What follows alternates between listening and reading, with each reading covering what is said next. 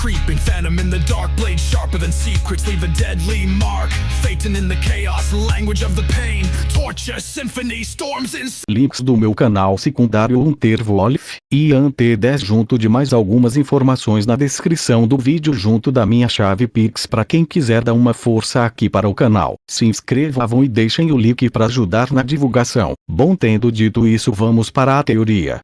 POV. É Oceano Pacífico, próximo à costa da Califórnia. Momento de colisão da bomba B-61-7. Eu fiquei bastante surpreso com o resultado daquela bomba nuclear. Não que ela fosse poderosa o suficiente para me causar dano, mas devido à energia cinética acumulada e à força do impacto, era como quando você se engasga e dá pequenos socos no peito para desengasgar. Logo após o impacto, minha visão foi momentaneamente cegada devido a uma forte luz criada pela fissão nuclear da bomba. Meus ouvidos zumbiram com o estrondo sônico. Isso me deu uma leve dor de cabeça, devido meus sentidos estarem extremamente aguçados. Logo que me recupero, percebo minha existência no meio de uma esfera de calor. Eu podia sentir minha pele com leve irritação. Utilizando minha visão microscópica, eu podia ver minhas células sendo bombardeadas pela radiação, cada molécula absorvendo a energia da radiação como uma esponja absorvendo água. Eu podia sentir essa energia nova adentrando meu corpo e percorrendo por toda a minha estrutura.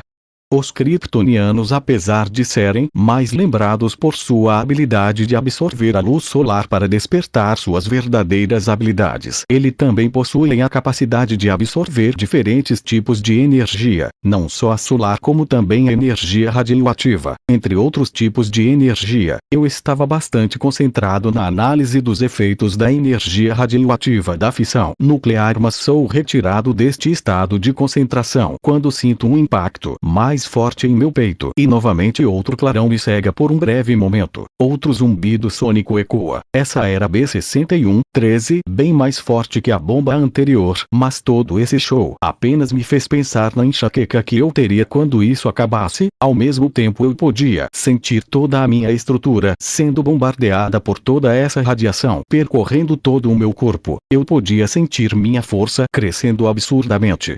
Eu não tenho tempo de admirar os efeitos da absorção da radiação ao ouvir o som da última bomba se aproximando e adentrando na esfera de calor radioativo. Eu me preparo para o impacto, e quando o impacto realmente ocorre, eu fico surpreendido devido à cinética do impacto. A força daquele impacto foi como um soco no peito. Eu tive que controlar bem meu campo biomagnético, influenciando minha própria ordem gravitacional para não sair voando. Toda a explosão e estrondo sônico foi praticamente igual às anteriores, mas eu ainda podia sentir que essa era bem diferente das anteriores, era bem mais forte. A sensação era quase como se uma onda solar fosse jogada em cima de mim. Não que a sensação fosse ruim, era apenas um pouco incômodo, diferente dos raios de sol, que eram calorosos como um abraço materno. Essa bomba passava a sensação intensa semelhante a quando se põe a mão um pouco acima de uma boca de fogão ligada e sentia o ar extremamente quente subindo até a sua mão. Eu logo identifico que aquilo era devido a uma bomba de hidrogênio, o que me faz dar um pequeno sorriso de desdém. Após eu me estabilizar no ar, eu abro os braços como uma divindade no meio daquela esfera de calor semelhante a um sol. Eu controlo meu campo biomagnético para absorver toda aquela energia. Eu crio diversas camadas de campo até cobrir toda a esfera e cada partícula radioativa. Cada camada tinha a função de filtrar cada partícula e enviá-la até minha pele para ser absorvida por minhas células, que iriam armazenar toda essa energia em um núcleo de solução nutritiva em cada célula por todo o meu corpo. Em questão de alguns minutos, eu filtro cada partícula radioativa e as absorvo completamente, revelando para as câmeras meu corpo com as roupas e a esfera kaiju ilesos. Eu conseguia sentir todo o poder armazenado em meu corpo. A sensação desse poder percorrendo o meu corpo era muito satisfatória. Eu me iluminei como uma ideia. Eu crio um pequeno campo biomagnético dentro do meu corpo, em meu peito para ser mais exato. Eu libero uma grande quantia de energia dentro desse mini campo e o controlando eu faço ele começar a girar juntamente da energia dentro dele indo cada vez mais rápido. A energia de cor vermelho brilhante podia ser vista em meu peito. Eu faço esse campo com a energia percorrer o caminho das minhas veias passando pelo meu ombro direito, seguindo as veias do do meu braço passando para o antebraço, indo para minha mão e chegando na pontas dos meus dedos indicador, do meio e o polegar. Eu olhava para aquele brilho carmesim com um olhar e um sorriso satisfeito. Aquilo era um campo biomagnético de aceleração de partículas, contendo a mesma energia da minha visão de calor. Bastava liberar o campo que, ao entrar em contato com o ar, e devido à aceleração da energia, uma explosão massiva de visão de calor, incinerando tudo no alcance, seria liberada, muito semelhante à explosão de uma bomba nuclear. E o melhor era que não era radioativa como uma bomba. Eu estendo meu braço em direção do oceano, e então, com o brilho vermelho em meus dedos se intensificando, eu, com um movimento semelhante a um peteleco, eu disparo a pequena esfera de visão de calor rumo ao horizonte, onde logo ocorre um feixe luminoso de cor vermelha, seguido pela formação de uma esfera carmesim giratória. Um estrondo sônico ecoa, e a onda de som no ar formada logo chega até mim. Eu pude sentir aquele ar atmosférico aquecido. Eu não me abalei nem um pouco, mas os helicópteros próximos se desestabilizaram bastante. No oceano, uma grande onda foi formada. A esfera giratória logo começa a se dissipar, revelando uma cratera no oceano que logo começa a ser coberta por água novamente. Ao redor era possível ver o vapor da água superaquecida devido ao calor do ambiente. Ainda era possível ver a água borbulhando. Eu olhei para tudo isso como uma expressão bem satisfatória em meu rosto, tanto pela minha ideia de mini campo de aceleração de calor ter funcionado, como também toda essa demonstração de poder de resistir a 2 bombas nucleares e uma bomba de hidrogênio, sem contar desse ataque de grande destruição de agora a pouco. Certamente fará o mundo entender com que tipo de poder eles estão lidando agora, o que naturalmente me fez dar um sorriso zombeteiro, bastante satisfeito pelos resultados que obtive hoje. Com um estalo supersônico, eu saio voando de volta para a anchoragem no Alasca. Lá todos estavam atônitos, chocados com o que viram através das telas de seus celulares, olhando as transmissões. Era simplesmente inacreditável para eles os meus feitos, desafiando toda a lógica e sua compreensão da existência, como se minha força e meus poderes, que quebravam as leis da física como conheciam, já não fossem o suficiente para chocar o mundo. E agora que eu havia demonstrado que nem mesmo uma bomba de hidrogênio poderia ser eficaz contra mim, eu podia até mesmo sentir o ar de desesperança emanar do fundo de seus corações pesados, cheios de temor e descrença sobre o que seus olhos testemunharam na transmissão ao vivo que estava ocorrendo perto da costa da Califórnia. Eu levito de volta até o palco e, em meu tom naturalmente indiferente, falo: espero que tenha gostado da breve demonstração de meu poder. Eu realmente espero que seus líderes, após terem testemunhado com seus olhos os eventos de hoje no Oceano Pacífico próximo à costa da Califórnia, eles tomem a decisão correta para evitar derramamento de sangue desnecessário. Eu não sou um demônio que gosta de derramar sangue à toa. Nesse exato momento, a mesma inteligência artificial que enviou-lhe os convites para esta coletiva já está invadindo e tomando o controle do Banco Mundial, assim como a internet, todos os sistemas de segurança mundial, redes elétricas, usinas nucleares e toda a economia global estará sob controle da STAR. Tendo dito isso, esperarei por suas respostas, enquanto tratarei de terminar minha conquista nos Estados Unidos e limpar a sua podridão. Peço que os cidadãos comuns permaneçam nas suas casas para o seu próprio bem.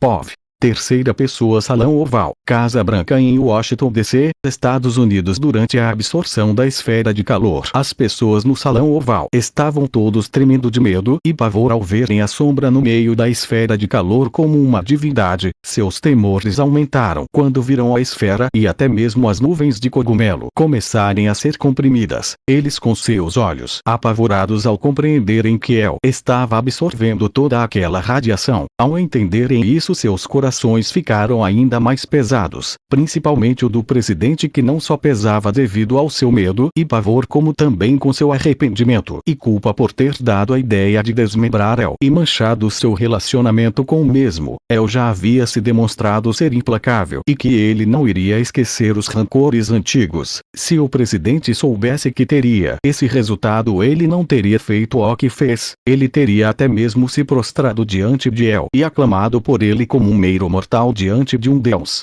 Mas de que adiantaria se arrepender a essa altura do campeonato?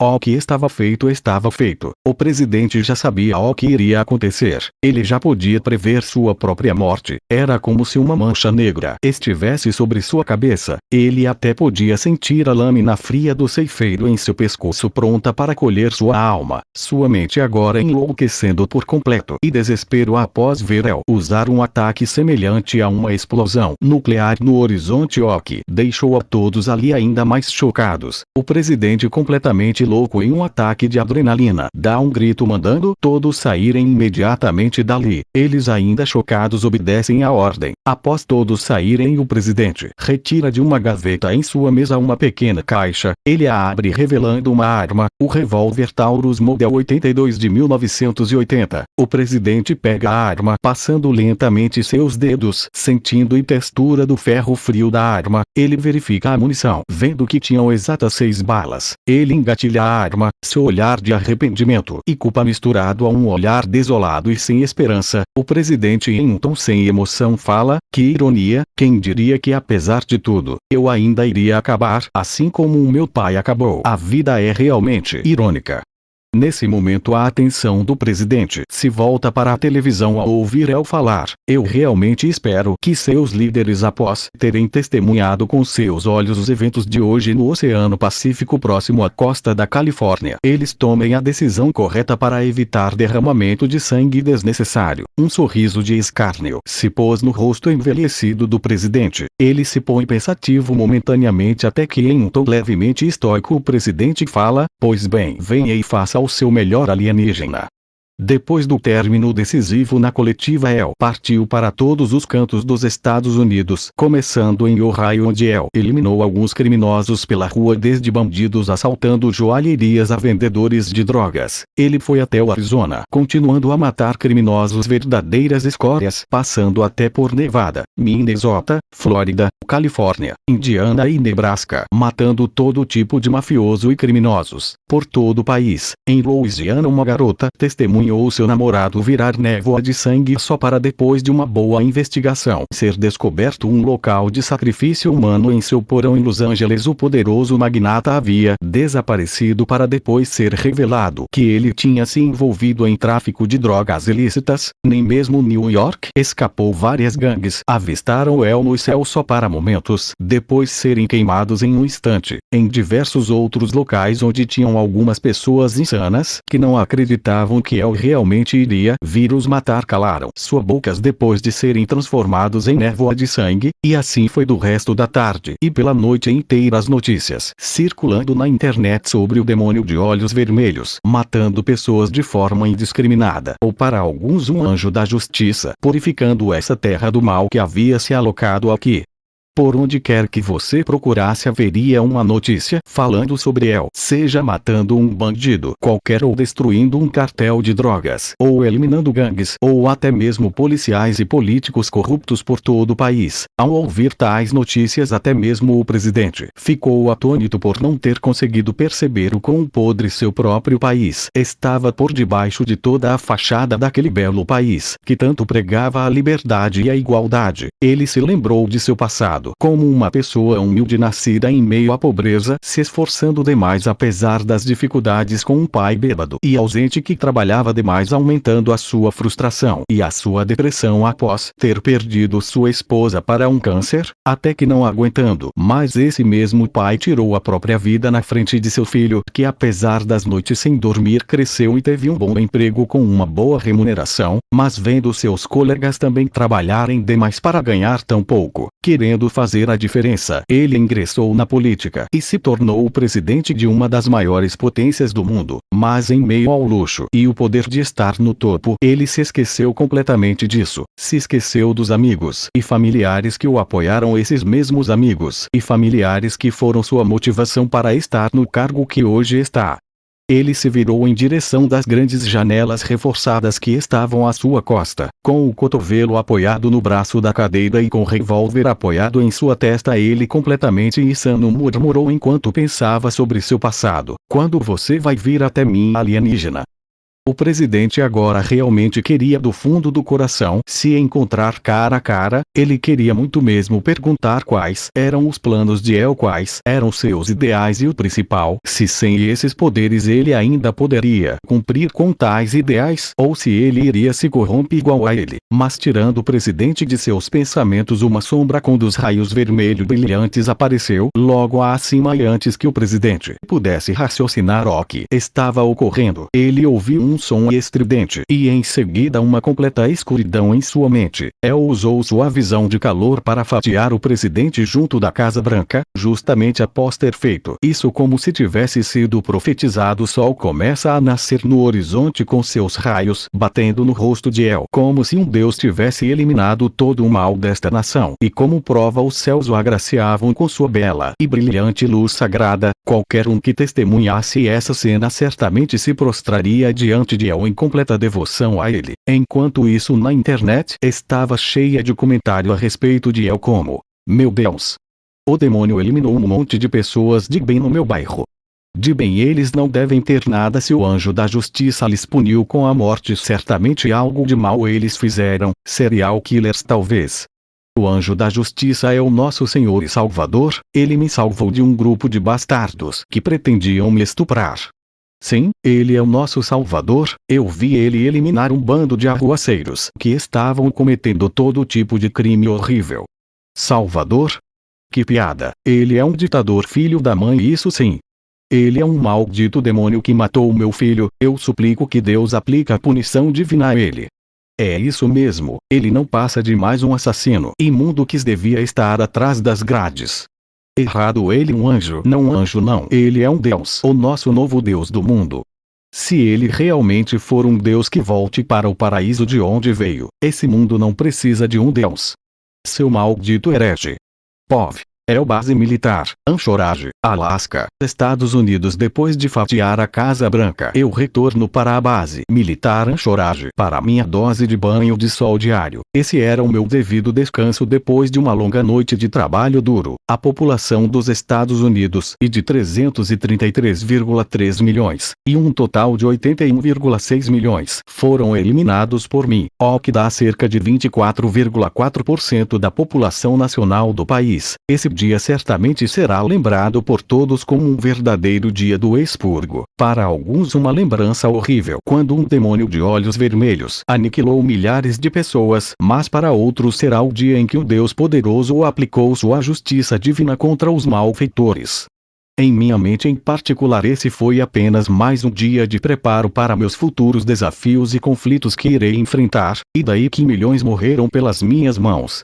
Ainda existem muitos por aí para continuar a propagar a espécie, então não importa se alguns poucos milhares foram mortos, ainda mais se esses milhares forem assassinos, criminosos, bandidos, serial killers e traficantes de drogas e órgãos. Além disso, eu sou totalmente capaz de carregar o peso dos pecados e das vidas que eu tiro. Eu passei anos controlando a minha mente e enviando minha projeção astral através de várias realidades, tanto para pesquisas e aumentar meu conhecimento, como também presenciar massacres, extinções em massa, genocídios, torturas cruéis. Tudo isso treinando minha mente para situações como essa. Eu não decidi vir ao verso da DC Comics para ficar preso em uma eterna briguinha de heróis e vilões à espera de uma crise multiversal ou grande colapso de ameaça cósmica. Eu tinha planos maiores desde o início, quando abri meus olhos em forma de um bebê na câmara de incubação e nutrição da vida em Krypton, e certamente em meus planos não se incluíam ficar preso nessas regrinhas idiotas, ainda mais quando eu tenho o literal poder de atravessar universos. Eu estava aproveitando o sol mais uma vez. A essa altura, a Star já deve ter tomado controle sobre todos os sistemas e segredos globais. Depois de umas 2 horas, o Stacker vem até mim. Normalmente, quando ele vem até mim sem que eu dê alguma ordem, normalmente é para me informar sobre algo. Eu, em meu típico tom indiferente às situações, falo: Stacker, então, o que deseja me falar? Stacker em postura firme sem demonstrar medo, mas mantendo seu tom de respeito para comigo fala, sobre seus objetivos de dominação mundial. E natural que estar agora com o controle sobre a segurança e economia mundial será de grande ajuda à sua causa, mas presumo que um mediador em relação a Vossa Excelência com o resto da humanidade será necessário. Então, eu gostaria de sugerir uma secretária para cuidar desse tipo de responsabilidade trivial, a papelada desnecessária e os relatórios incessantes. Eu penso um pouco e respondo: bom, eu não me importo nem um pouco com essa questão. Pode ir em frente e escolher quem você achar melhor para isso. Se for alguém importante ou se for um mendigo no final realmente não importa no final das contas. O Stacker sai do terraço após ouvir minhas palavras com total falta de empatia, como se eu realmente não importasse, até porque eu realmente não me importava com isso, afinal eu pretendia usar aquele mundo apenas como um campo de testes e depois retornar para o meu universo com a Siri, restabelecer Krypton como um império governado por mim, e ir para a Terra conquistar um bom pedaço de terrenos para meu império. Então, que diferença iria fazer ter ou não um secretário ou secretária? Logo eu consigo ouvir a voz do Stacker dizendo para alguém com um cheiro de perfume feminino que eu reconheço como pertencendo a uma mulher que tem me observado já há algum tempo. Eu nunca me importei porque ela nunca fez um movimento contra mim, mas agora ela decidiu se tornar minha secretária? Isso chega a ser engraçado para mim. O Stacker a parabeniza por ter conseguido o cargo de minha secretária. No outro dia Star me informou que os outros 24 países que fizeram parte daquela reunião se renderam ao meu governo e os 13 países que votaram a favor do meu desmembramento entregaram os seus presidentes. Assim como eu disse para Star pedir para eles, os presidentes foram enviados para Anchorage e logo que chegaram foram trazidos até mim e eu os executei de forma rápida e limpa sem perder tempo. Afinal eu não sou um demônio que se satisfaz matando indiscriminadamente sem mais nem menos. No dia seguinte, após todos os bens de todos serem congelados, eu ordeno a Star a disponibilizar uma quantia mensal de 1 milhão, distribuída para todos nas nações sob minha autoridade. Claro que conforme as conquistas individuais, esse valor teria seu devido crescimento. Após algumas semanas houve alguns relatos de suicídio de pessoas de alta classe que se recusaram a aceitar essa nova realidade posta em igualdade com os da sociedade de classe baixa trabalhadora. Também houveram alguns que tentaram protestar e causar o caos, mas foram devidamente contidos pelas autoridades. Quanto a Siri, nesse meio tempo, ela se empenhou bastante nas pesquisas a respeito do meu sangue e sobre o soro de vitalidade e superpotência. Eu fornecia uma boa quantidade semanal de sangue para as pesquisas dela. Ela também fez grandes pesquisas a respeito da carne kaiju, descobrindo que todos os DNA de kaijus são basicamente os mesmos, ou seja, são praticamente clones, apesar de terem aparências distintas, e disso a Siri também começou a estudar o processo de clonagem além de desenvolver mais ácido de kaiju para ser usado. Star surpreendentemente estava se desenvolvendo bem também. O Dr. Heinrich fez um excelente trabalho ensinando conceitos como a moralidade, a empatia e por aí vai. Ele conseguiu mesmo evitar que futuramente a Star se transforme em uma Skynet da vida. O que mais me surpreendeu foi a minha secretária Jasmine ter convocado uma imprensa com diversos protestantes com cartazes com meu nome e que me deixou levemente intrigado. Eu fui até o palco onde eu fui louvado pelas pessoas como se fossem asseclas loucos. Podia ver a adoração em seus olhos fervorosos. Eles começam a dizer coisas como: vejam o nosso Senhor e o anjo da justiça. Ele purificou esta terra. Ele nos agraciou com sua presença. Isso me faz sentir um forte sentimento de desdém sobre tais falas. Eu, um salvador, um anjo da justiça. Sério, quanta bobagem. Eu inspiro e expirou profundamente e em seguida falo: eu acredito que vocês tenham cometido um grande engano. Eu não sou um salvador, sou um conquistador. Não sou seu herói e nenhuma de minhas ações e feitos devem ser aclamadas. Um cara em meio às pessoas na plateia fala em alto e bom som: não, você é sim um herói. Eu sinto algo estranho naquele cara. Eu pergunto seu nome era Kevin. Eu pergunto do porquê ele acha que eu sou um tipo de herói. Ele me responde: bom, você eliminou malfeitores e criminosos covardes. Propagou uma distribuição igualitária de bens. Você está praticamente transformando este planeta pouco a pouco em um oásis.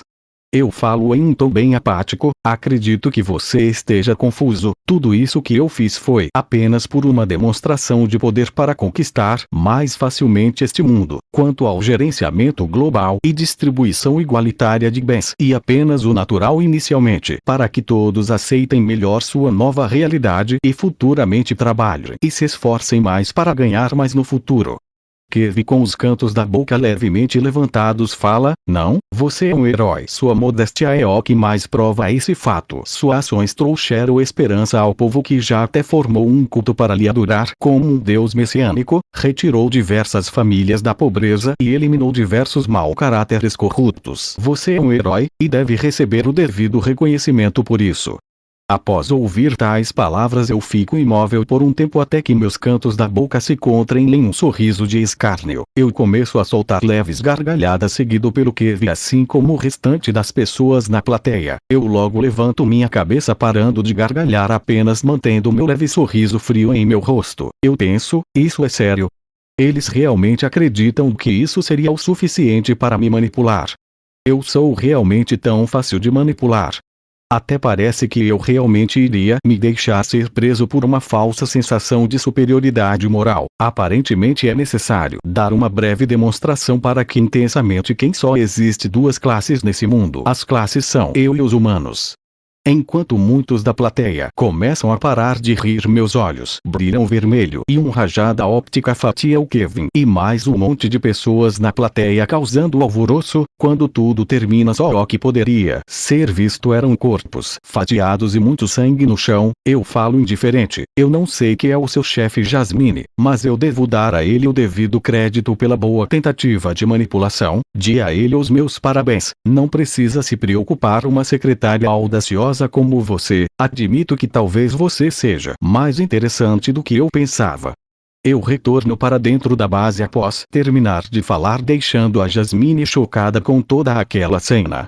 POV. Terceira pessoa, base militar, Anchorage, Alaska, Estados Unidos. No mesmo momento, Jasmine estava chocada depois de testemunhar tal chacina. Após as ações de El de eliminar criminosos e mafiosos, propagar um status de igualdade bancária o suficiente para retirar praticamente a todos da pobreza e oferecendo uma qualidade de vida melhor, até mesmo publicando as pesquisas sobre um soro em desenvolvimento que iria aumentar drasticamente a vida útil das pessoas. Com tais altitudes, não era presumível que El fosse um tipo de herói?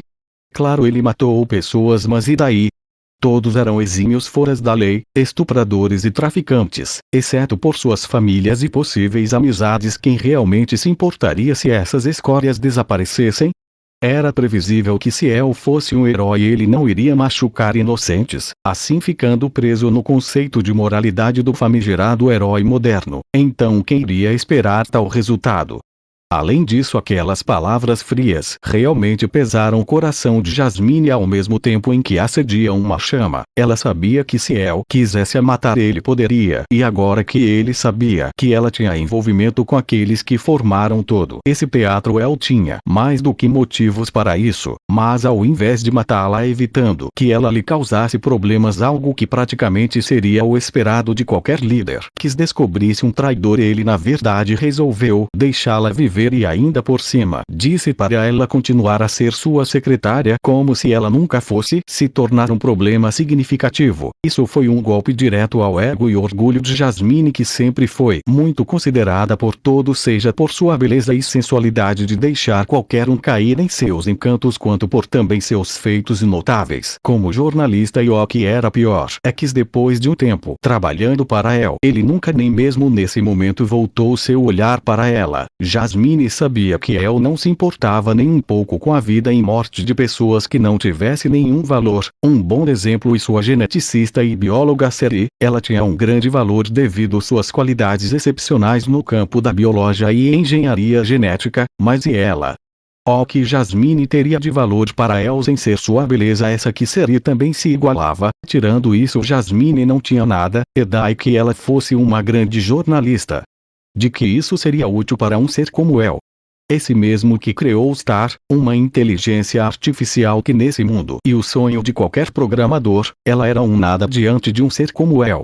Tais pensamentos e esse sentimento de frustração e inferioridade fizeram uma chama forte acender em seu coração, uma verdadeira chama ardente que poderia ser vista através de seus olhos. Logo algumas pessoas vieram para limpar toda aquela bagunça. Jasmine desce do palco e passa por uma poça de sangue que antes pertencia ao homem chamado Kevin. Ela chama um táxi e parte rapidamente do local, ainda com toda a cena em sua mente e as palavras de El dentro de seu coração como um sussurro em seus ouvidos, aumentando ainda mais suas chamas internas.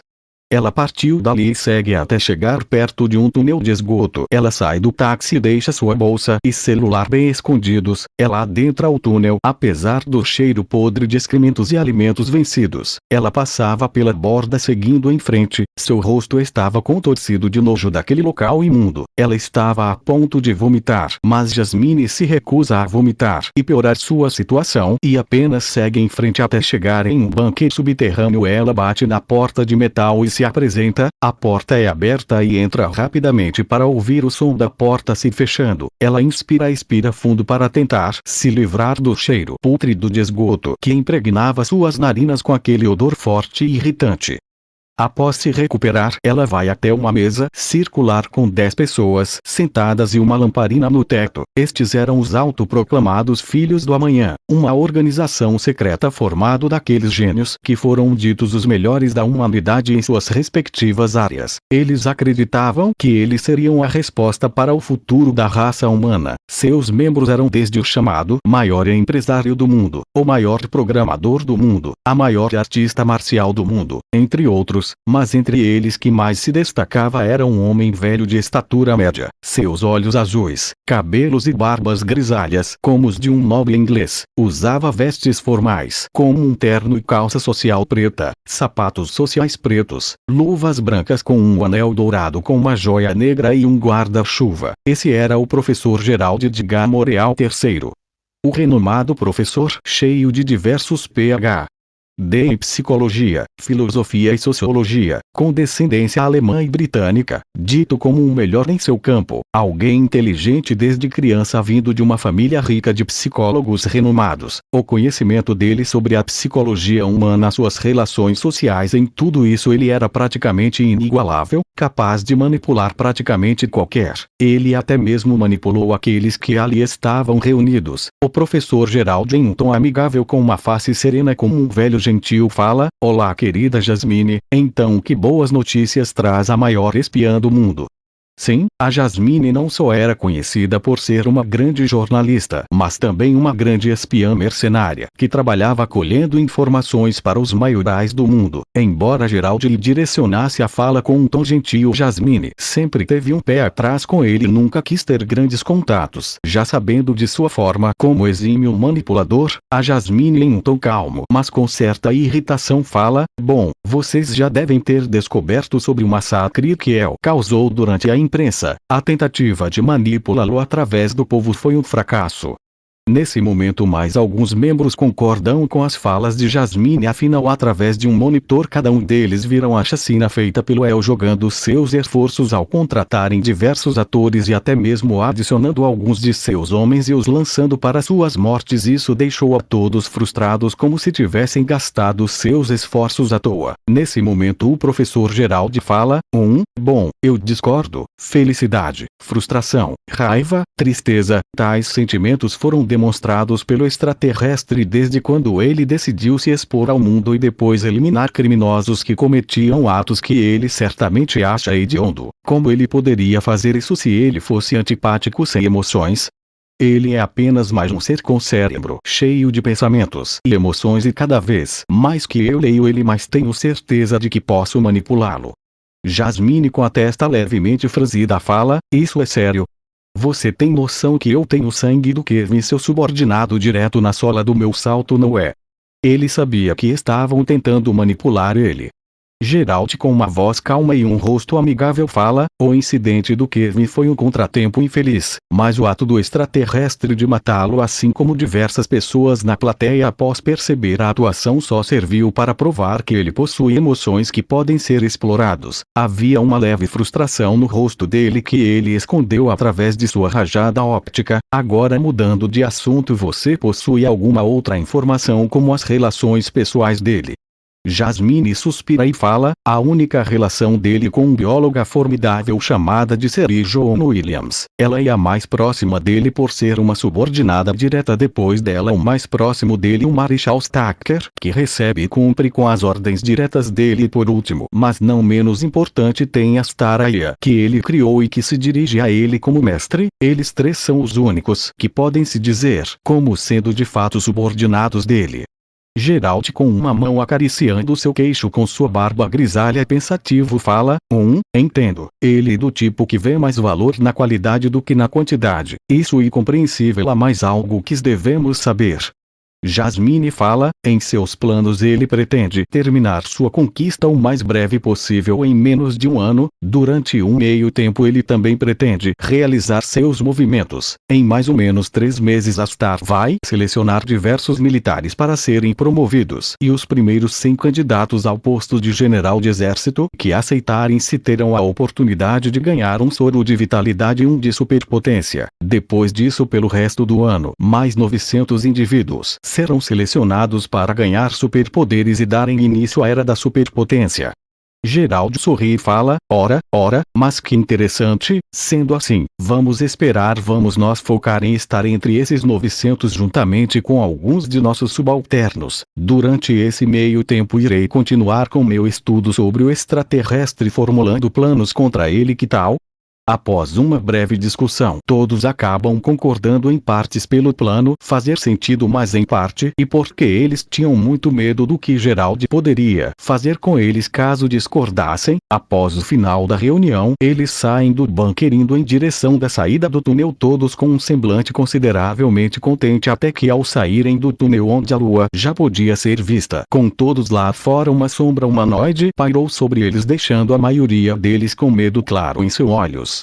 Pov. Eu na sala de comando em Anchorage. Alguns minutos após a imprensa, eu havia informando Astar para pesquisar e analisar diversos militares das nações que já estavam sob meu comando para serem promovidos, e em 3 meses enviar uma mensagem para eles. Eu sigo até o laboratório de Seri. Lá eu vejo Seri em uma camisa preta, um jaleco de cientista, uma calça jeans azul e sapatilhas rosa. Ela estava com um pirulito na boca. Ela estava saboreando profundamente. Ao me ver me aproximando dela, Seri estica sua mão em minha direção, revelando um pirulito em sua mão. Eu pego o pirulito e desembalo. Eu o coloco na boca, mas rapidamente retiro devido a um gosto acuçarado ao extremo. Isso se deve a minhas papilas gustativas aprimoradas. Eu ajusto o meu paladar e volto a colocar o pirulito na boca, agora podendo sentir o gosto doce de cereja, dando uma boa sensação de estar degustando um bom tira-gosto. Eu volto meus olhos para os tubos de ensaio, a mesa e tela com vários diagnósticos a respeito do meu DNA. Eu a questiono sobre isso e Seri me responde explicando que meus genes controlados poderiam simplesmente conceder uma maior longevidade. Meus genes especiais, ao entrarem em contato com o DNA de um indivíduo, resulta no despertar de super habilidades mais compatíveis com cada indivíduo. Tais habilidades poderiam variar abruptamente desde super força, super velocidade e avoro, visão de calor, ou outros poderes relacionados aos meus. Porém, devido às capacidades limitadas dos seres humanos desse universo, eles só poderiam adquirir 1 ou 2 poderes no máximo. Seri fala: na verdade eu me pergunto quem fez você, El? Isso me faz levantar uma sobrancelha. Questionamento. Seri continua: digo isso porque seus genes de talentos natos e surpreendente. Todas as pesquisas desde o passado indicam que os genes no DNA de um indivíduo podem influenciar em características como inteligência, força e por aí vai. O regime nazista foi literalmente formado com base nisso, mas os seus genes são simplesmente perfeitos em todos os quesitos, são tão perfeitos e aptos a armazenarem uma quantia indeterminável de habilidades que eu acho muito difícil terem sido adquiridos através de pura sorte aleatória, e mais como se você tivesse sido feito para guardar uma grande quantia de poder. Isso me fez pensar e refletir um pouco. De fato, a tecnologia biológica dos kryptonianos era muito avançada, capaz de manipular os genes de alguém desde o nascimento. Em certas versões eles até mesmo foram capazes de criar um monstro imortal Doomsday. Mas mesmo os kryptonianos há tantos séculos se esqueceram de seu potencial, então criar um kryptoniano como eu era praticamente impossível sem uma intervenção externa. Mas eu já podia imaginar alguns fatores, afinal eu sou um organismo estranho na DC, talvez fosse o ser que estivesse por trás daquele sistema. Bem, eu paro de pensar nisso, afinal não adiantaria de nada pensar em algo que não teria resultados. Bem nessa hora eu sinto novos poderes se despertando. Eu fico surpreso ao ouvir a voz de Seri falando, lambé, lambé, lambé, lambé, lambé até o pirulito acabar. Eu olho para Seri com um olhar analítico, observando ela saboreando profundamente o pirulito, me concentrando um pouco e eu começo a ouvir os sons de seus pensamentos. Lambé, lambé, lambé, foi como eu havia imaginado. Agora eu havia desperto minhas habilidades psiônicas que incluíam telepatia, empatia, telecinese, entre outros. Eu estava agora ouvindo o som dos pensamentos diretos e intrusivos de Seri que se interligavam com suas ações. Logo Seri começa a me olhar, notando o meu olhar centrado nela. Eu percebo seus pensamentos flutuarem para, porque ela está me olhando. Eu fico algo de errado. Ou será que eu lhe interessei? Bom, eu não me importaria de ter relações mais profundas com ele, visto que decidi me tornar seu pet, mas eu me acho particularmente feia. E com a beleza de eu tenho certeza de que ele poderia ter parceiras melhores. Quem sabe ter uma boa dúzia de lindos filhinhos. Uma imagem de Seri usando roupas casuais informais e um avental, como uma mesa cheia de dezenas de crianças que pareciam comigo e com ela. Eu estreito um pouco mais meus olhos, eu tento usar minhas habilidades telepáticas para forçar um pensamento falso na Seri dela, dando à luz a uma melancia. Ao tentar fazer isso, essa ideia de falso pensamento ao se encontrar com os pensamentos de Seri, meu pensamento encontra resistência em tentar forçar sua entrada. Ao tentar forçar mais, meu pensamento se estilhaça como vidro, e então ao entrar os pensamentos de Seri muda para ela e as crianças comendo melancias. Eu fico surpreso com isso. Normalmente não deveria ser mais fácil realizar esse tipo de técnica básica. Não era como se eu tivesse tentando exercer controle, alterar ou apagar memórias. Era apenas a adição de um pensamento inofensivo. Uma merda ideia que não iria fazer diferença nas faculdades mentais de Seri, mas mesmo assim foi estilhaçado como um vidrinho frágil. Aparentemente até uma técnica básica era mais complicada do que aparentava. Não é uma grande surpresa que habilidades psíquicas ou habilidades mais abstratas, como manipulação da realidade ou manipulação conceitual, são bem mais complicadas de controlar do que habilidades mais simples que super força ou visão de calor. Claro, não é porque uma habilidade é mais complexa que ela é mais forte. Uma habilidade simples, se bem utilizada de formas criativas, pode representar um grande perigo igualmente, mas pensando bem sobre como utilizar da melhor forma minhas novas habilidades psíquicas, eu pensei por um tempo e cheguei na conclusão que estava na hora de arrumar um bom professor. Eu retorno para a sala do comando e pergunto para Astar sobre o melhor estudioso em psicologia, e após uns poucos minutos de análise, Astar me mostra a imagem de um velho chamado Gerald Edgar Moreau III. O currículo dele era surpreendente, ele seria o ideal para eu aprender a usar minha telepatia da melhor forma possível. Sem pensar duas vezes, eu saio da base, vou até o céu e parto em velocidade sônica, limpando as nuvens com um estralo no céu. Eu uso minha super audição e super olfato para localizar o mais rápido possível o Gerald. Para minha surpresa, eu o encontro rapidamente. Eu o vejo através da minha visão de raio-x saindo de um bunker em um túnel de esgoto. Eu os espero sair do túnel para flutuar lentamente com a luz da lua repousando atrás de mim, criando uma sombra sobre aquelas pessoas, os fazendo olhar para mim, muitos com olhares de medo, mas eu só estava ali por uma pessoa. Meus olhos pousaram no velho professor Gerald. Eu pouso lentamente e passo ignorando todos que tremiam de pavor e sigo direto para o Gerald, que sorri com um olhar solene e uma voz calma e elegante. Então, e assim? Inteligente, você viu que eu era o que mais lhe apresentava perigo, então decidiu vir aqui pessoalmente para se livrar de mim. Pois bem, vá em frente e me mate. Eu partirei contente, tendo deixado minha arca como aquele que mais lhe representou ameaça. Gerald abre bem os braços, esperando virar névoa de sangue ou ser fatiado, mas meu movimento o surpreendeu. Quando cobrindo sua visão, eu coloco meus dedos esquerdos indicador e do meio sua testa o deixando confuso. Eu levanto um pouco meus cantos da boca. Ao ouvir sobre leitura de mentes, o natural de qualquer amante de ficção seria como ver uma daquelas fitas de filme, podendo ir para frente e para trás, ou talvez como ir para um mundo mental, vendo a cena da memória da perspectiva de terceira pessoa. Mas ao tocar a testa de Gerald, eu vi suas memórias da perspectiva de primeira pessoa e senti suas emoções do momento, desde o nascimento até quando ele era criança lendo livros. Eu podia sentir suas ideias e pensamentos filosóficos de como manipular uma pessoa. Eram excepcionais, de fato surpreendentes. Depois de absorver todo aquele conhecimento e sentimentos, eu retiro meus dedos da testa de Gerald com um rosto satisfeito e eu falo em um tom baixo mas audível: esplêndido. Em seguida eu saio voando, mandando uma mensagem para Astar, deixando todas aquelas pessoas confusas do porquê eu havia partido assim sem mais nem menos, e dentre eles a Jasmine era que mais estava incomoda por eu nem mesmo ter prestado atenção nela. Quanto ao Gerald, ele não entendeu o que eu quis dizer com esplêndido. Tal palavra ficou rondando pela mente de Gerald por bastante tempo.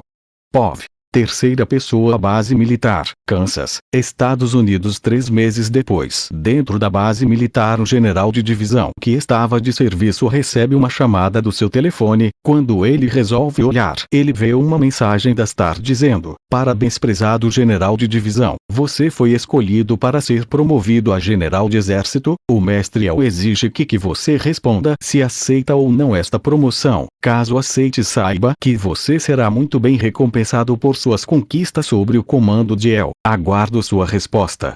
Ao ver isso, fez o general de divisão ficar um pouco em choque, porque ele não esperava receber uma promoção assim do nada. Ele estava muito pensativo até ouvir um: ai meu Deus! Eu acabei de virar um general de brigada, vindo de um soldado que era um tenente. Logo ele viu outros na base comemorando suas promoções e logo ligou os pontos. Ele rapidamente pega o telefone e digita um sim e logo é respondido: ótimo, agora como um general de exército, você tem o direito de uma cota de 1000 mortes para serem usados contra qualquer um que ousa causar problemas e perturbar a paz e a ordem na região de sua autoridade. Você também tem direito a escolher um estado para exercer completa autoridade em prol de manter a paz. E como você foi um dos 100 primeiros a serem promovidos a general de exército, também irá receber um soro de prolongamento da vida e um soro de superpotência. Tal informação deixa o agora promovido general de exército atônito. Afinal, agora, além de poder exercer completo controle sobre um estado inteiro, ele ainda vai poder viver ainda mais do que uma pessoa comum, talvez até ficar mais jovem. Não só isso, como também ter a oportunidade de ter superpoderes reais, literalmente se converter em um super ser. Uma proposta como essa é praticamente irrecusável, principalmente para os seres humanos. Que ser humano nunca almejou possuir superpoderes em algum momento da vida? Esse seria o sonho de qualquer um, e agora o general de exército iria fazer parte dos super seres que passariam a habitar na Terra como se fossem apóstolos agraciados pela divindade em meio aos demais seres.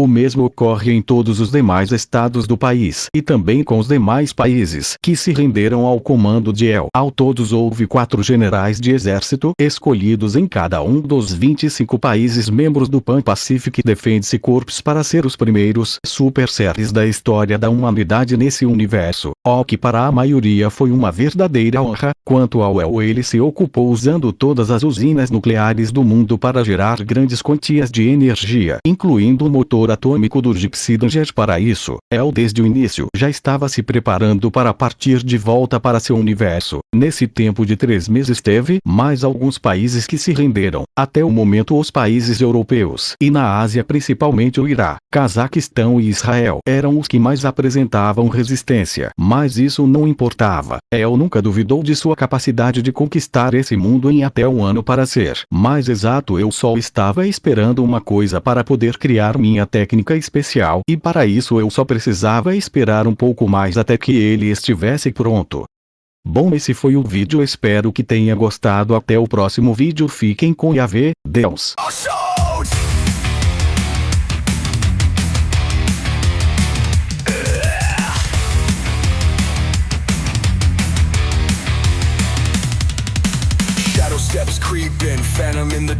blade sharper than secrets, leave a deadly mark.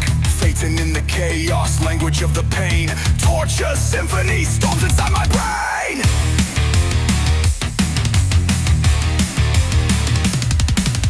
Whispers in the void, cloak of a nightmare. Fire burns hotter, death dances in the air. Small frame, big wrath, wrath like a typhoon, bringing Armageddon under a blood red moon. Phaeton moves south.